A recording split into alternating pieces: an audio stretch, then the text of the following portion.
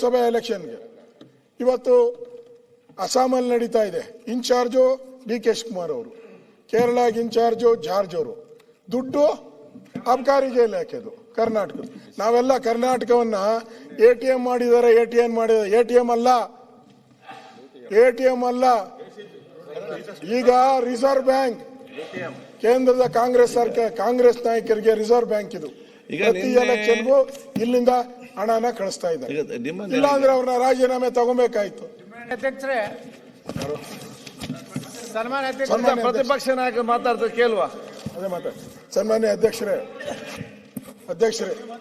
ಅಧ್ಯಕ್ಷರೇ, ನಾವು ನಿನ್ನೆನೂ ಕೂಡ ಸದನದಲ್ಲಿ 6,000 ಕೋಟಿಯ ಒಂದು ದೊಡ್ಡ ಭ್ರಷ್ಟಾಚಾರ ನಡೆದು ಇಡೀ ಕರ್ನಾಟಕ ಬೆಚ್ಚಿ ಬೀಳುವಂತ ಭ್ರಷ್ಟಾಚಾರ ನಡೆದಿದೆ.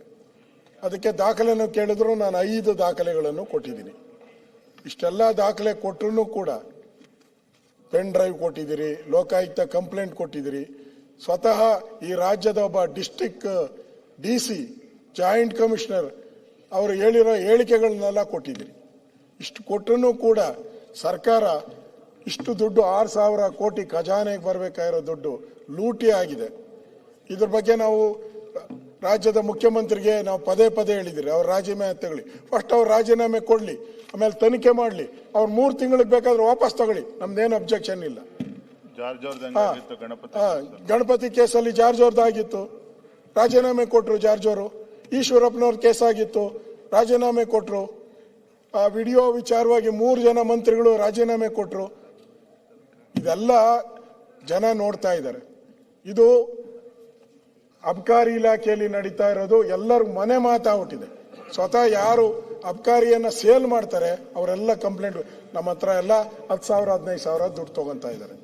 ಈಗ ಮುಖ್ಯಮಂತ್ರಿ ತಗೊಂಡು ಮಾಡಿಲ್ಲ ಅಂದ್ರೆ ಮುಖ್ಯಮಂತ್ರಿ ಪಾಲು ಎಷ್ಟು ಇದರಲ್ಲಿ ಅಂತ ಕೇಳ್ತಾರೆ. ಮುಖ್ಯಮಂತ್ರಿ ಪಾಲು ಇರ್ಬೇಕಿಲ್ಲ ಅಂದ್ರೆ ಯಾಕೆ ಕೇಳ್ತಾರೆ? ಯಾಕೆ ಅವ್ರನ್ನ ಅವಾಯ್ಡ್ ಮಾಡ್ತಾ ಇದ್ದಾರೆ? ನೈತಿಕತೆ ಪಾಠ ಹೇಳ್ತಾರಲ್ಲ, ಎಲ್ಲಿ ನೈತಿಕತೆ ಇದೆ ಇವ್ರಿಗೆ? ಇದರಲ್ಲಿ ಯಾವ್ಯಾವ ಎಲೆಕ್ಷನ್ಗೆ ಈಗ ಪ್ರಧಾನಮಂತ್ರಿಗಳು ಒಂದು ಹೇಳಿಕೆಯನ್ನ ಬಂದಿತ್ತು, ಅಲ್ಲಿ ನಾನು ನೋಡಿದ್ದೀನಿ. ಮಹಾರಾಷ್ಟ್ರ ಚುನಾವಣೆಗೆ ಅಬಕಾರಿದು 700 ಕೋಟಿ ಬಂದಿದೆ ಅಂತ. ಅವ್ರು ಪ್ರಧಾನಮಂತ್ರಿಗೆ ಮಾಹಿತಿ ಇಲ್ದಿರ ಹೇಳಿರ್ತಾರ? ಇವತ್ತು ಪ್ರತಿ ಎಲೆಕ್ಷನ್ಗೂ ಹೋದ್ಸರಿ ಬಳ್ಳಾರಿ ಎಲೆಕ್ಷನ್ಗೆ ವಾಲ್ಮೀಕಿ ನಿಗಮದ್ದು, ಲೋಕಸಭೆ ಎಲೆಕ್ಷನ್ಗೆ ಇವತ್ತು ಅಸ್ಸಾಮಲ್ಲಿ ನಡೀತಾ ಇದೆ.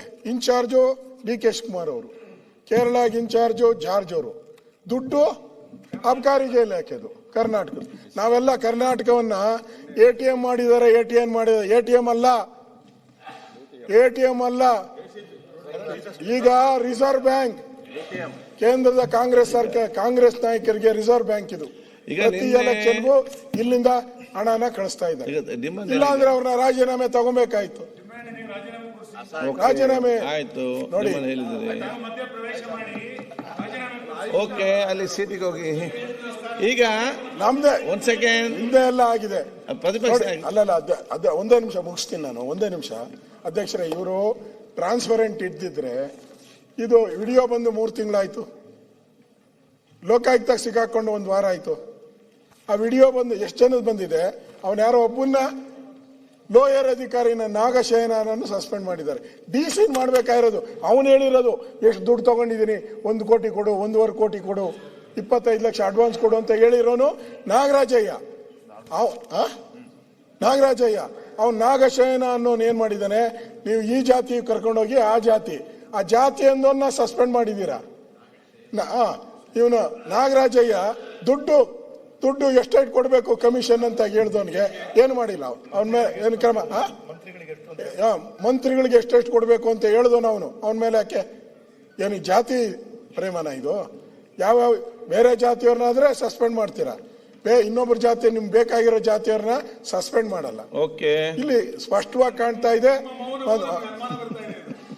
ಇಲ್ಲಿ 6,000 ಕೋಟಿಯನ್ನ ಲೂಟಿ ಮಾಡಿರೋದು ಈ ಅಬಕಾರಿ ಇಲಾಖೆಯಲ್ಲಿ ನಿಜ, 100% ನಿಜ. ಸತ್ಯ. ಮಂತ್ರಿ ರಾಜೀನಾಮೆ ಕೊಡ್ಲಿ, ತನಿಖೆ ಆಗ್ಲಿ, 3 ತಿಂಗಳಾದ ಮೇಲೆ ನಿರ್ದೋಷಿ ಅಂತ ವಾಪಸ್ ತಗೊಳ್ಳಿ. ನಮ್ದೇ ವಿ ಜೀರಾಮ್ಜಿರನ್ನ ನಾನೀಗೊಂದು ಪ್ರಕಟಣೆ ಮಾಡ್ತೇನೆ. ಕಾಯ್ದೆ ಬಗ್ಗೆ ಮಾತಾಡೋದು ಬಿಟ್ಟು ರಾಜೀನಾಮೆ ಕೊಡ್ತೀನಿ. ಇದ್ರ ಬಗ್ಗೆ ಪದೇ ಪದೇ ಇದೇನ್ ಚರ್ಚೆ ಈಗ ಸಭಾಧ್ಯಕ್ಷರೇ? ತಾವು ಮಾತಾಡ್ದೇನೆ ಒಂದ್ ಸೆಕೆಂಡ್. ನಾವ್ ಹೇಳಿಲ್ಲ ಸರ್ 6,000 ಅಬಕಾರಿ ಯಾರು 40,000 ನಮಗೆ ಟ್ಯಾಕ್ಸ್ ಅನ್ನ ತಂದ್ಕೊಡ್ತಾರೆ. ಆ ಅಸೋಸಿಯೇಷನ್ ಹೇಳಿರೋದು, ಮುಖ್ಯಮಂತ್ರಿಗಳ ಆತ್ಮೀಯರವರು, ಅವರು ಇವರು ಒಟ್ಟಿಗೆ ಆತ್ಮೀಯ